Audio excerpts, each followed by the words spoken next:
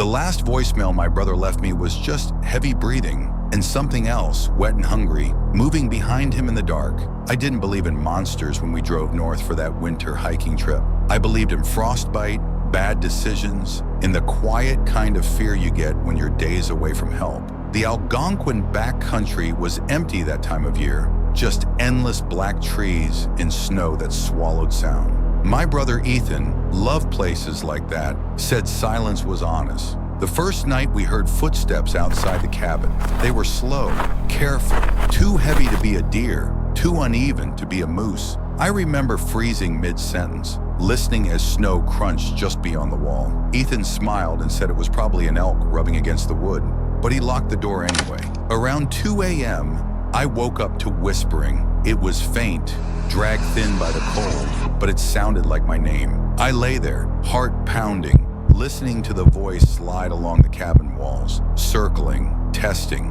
When I finally worked up the courage to look out the window, there was nothing, just trees, and the sense that something had stepped back into them. The next morning we found tracks. They were wrong, long stretched impressions like someone walking on stilts, but deep, as if whatever made them weighed far more than it should.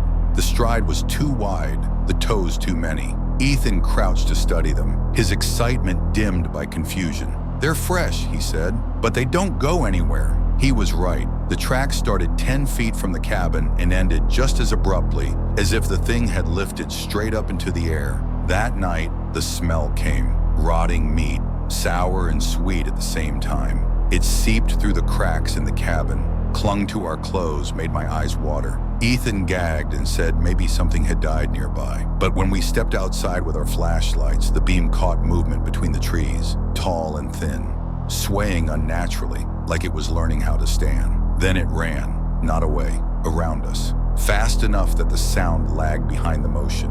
I only saw pieces, pale hide pulled tight over angles that didn't belong, limbs bending the wrong way, a head that turned too far when it noticed us watching. We barricaded ourselves inside. The whispering returned, closer now. It mimicked Ethan's voice first, calling my name with his exact tone, even using words he'd said earlier that day. When I answered, "God help me," I heard it smile. By the third day the storm hit. Whiteout conditions, no chance of hiking out.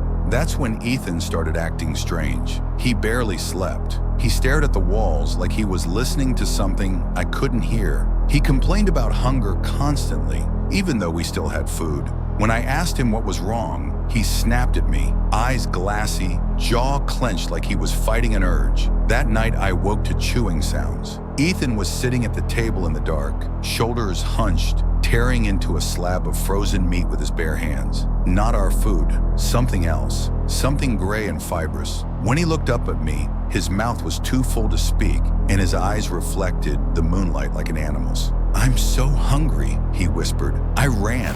I don't remember grabbing my coat. I don't remember the cold hitting me. I just remember crashing through the snow, branches tearing at my face, hearing something pace me effortlessly from the trees. Behind me, Ethan screamed, not in pain, but in rage, like something had been taken from him. I reached the old ranger tower just before dawn, climbed until my lungs burned. From the platform, I watched the forest wake up. That's when I saw it clearly. It stood at the edge of the clearing, impossibly tall, ribs outlined beneath his stretched skin, antlers crowning a skull that looked too human in the wrong places. Its mouth split wider than it should have when it smiled. And for a moment, just a moment, I saw Ethan's face layered beneath it, like a memory trying to surface. The creature tilted its head and spoke in my brother's voice. "Come back," it said.